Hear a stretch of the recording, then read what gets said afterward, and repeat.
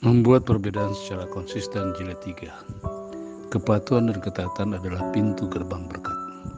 Kejadian 22 ayat 16-18. Katanya, aku bersumpah demi diriku sendiri, demikianlah firman Tuhan. Karena engkau telah berbuat demikian dan engkau tidak segan-segan untuk menyerahkan anakmu yang tunggal itu kepadaku, maka aku akan memberkati engkau berlimpah-limpah dan membuat keturunanmu sangat banyak seperti bintang di langit dan seperti pasir di laut, dan keturunanmu itu akan menduduki kota-kota musuhnya. Oleh keturunanmu semua bangsa di bumi akan mendapat berkat karena engkau mendengarkan firman-Ku. Kepatuhan dan ketaatan kita kepada Tuhan tidak akan pernah sia-sia, bahkan sebaliknya justru mendatangkan berkat yang abadi. Berkat itu adalah upaya Tuhan dalam mensejahterakan orang-orang yang taat kepadanya. Berkat itu tidak terukur dan tidak terbatas, juga tidak perlu dicari atau dikejar, sebab Allah memberikannya secara berlimpah. Sedangkan upah adalah upaya dan perjuangan yang sia-sia demi memenuhi kebutuhan. 3 pokok. Cara praktis meraih berkat lewat perkenan Tuhan. Dari sejak awal mula yang Tuhan kehendaki adalah memberkati Abraham dengan masa depan yang penuh dengan pengharapan. Yeremia 29:11. Sebab aku ini mengerti rancangan-rancangan apa yang padaku mengenai kamu. Demikianlah firman Tuhan, yaitu rancangan damai sejahtera dan bukan rancangan kecelakaan, untuk memberikan kepadamu hari depan yang penuh dengan pengharapan. Tuhan senantiasa menghendaki kesejahteraan dan kebahagiaan kita. Tuhan ingin kita selalu hidup dalam anugerah-Nya. Dia sama sekali tidak menghendaki kita menderita ataupun sengsara.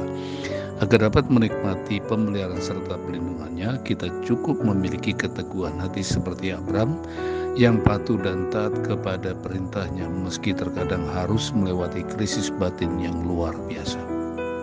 Yang kedua, berkat Tuhanlah yang menjadikan kita. Amsal 10 ayat 22. Ki avarecha. Kutipan dari Kejadian 22 ayat 17. Dalam terjemahan bebas artinya adalah, sungguh berkat-berkatku memberkatimu.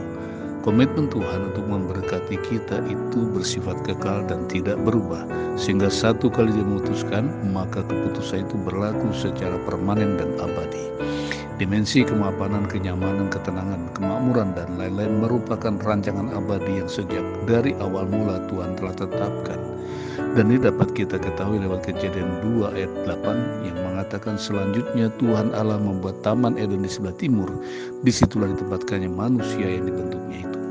Taman adalah satu tempat di mana berbagai tanaman yang indah ditumbuhkan bersama dan ditata sedemikian rupa agar mampu menghadirkan kenyamanan dan keindahan. Sedangkan Eden artinya adalah cantik, lembut, nyaman, menyenangkan, membahagiakan, mewah, dan lain-lain. Di tempat inilah sejak awalnya Tuhan telah menetapkan agar manusia dan keturunannya tinggal dan berada untuk selama-lamanya. Terakhir, diberkati untuk memberkati. Oleh keturunanmu lah semua bangsa di bumi akan mendapat berkat. Apakah Anda juga berkeinginan agar keturunan Anda menikmati hidup mapan dan sejahtera, menjadi generasi berkat bagi semua bangsa? Didiklah generasi penerus Anda agar mereka hidup dalam iman dan dalam kebenaran seperti yang dilakukan Abraham. Doa Daud untuk keturunannya, 2 Samuel 7 ayat 29. Kiranya engkau sekarang berkenan memberkati keluarga hambamu ini, supaya tetap ada di hadapan untuk selama-lamanya. Sebab ya Tuhan Allah, engkau sendirilah yang telah berfirman, dan oleh karena berkat-Mu keluarga hambamu ini diberkati untuk selama-lamanya. Ciri khas utama dari keluarga kudus Allah adalah menjadi keluarga yang mempermuliakan Tuhan lewat segala sesuatu yang dimilikinya. Amsal 3 ayat 9. Berkat Tuhan itu tidak dirancang untuk menjadikan kita manusia yang tamak dan egois, tetapi murah hati dan suka berbagi. Saya tutup dengan closing statement. Sejauh manakah Anda mempercayai rencana Allah bagi masa depan Anda? Pernahkah atau maukah Anda mempercayakan masa depan Anda dan anak cucu Anda kepada Allah? Yang kedua, tindakan atau langkah apa saja yang Anda sudah kerjakan dalam upaya mengubah nasib Anda dan menata masa depan Anda? Yang ketiga, apakah Anda mempercayai cara atau pola hidup yang menjunjung tinggi asas kerja keras, kerja cerdas, kerja tekun, kerja tanpa mengenalah akan mampu mengubah masa depan? Tuhan memberkati. Amin.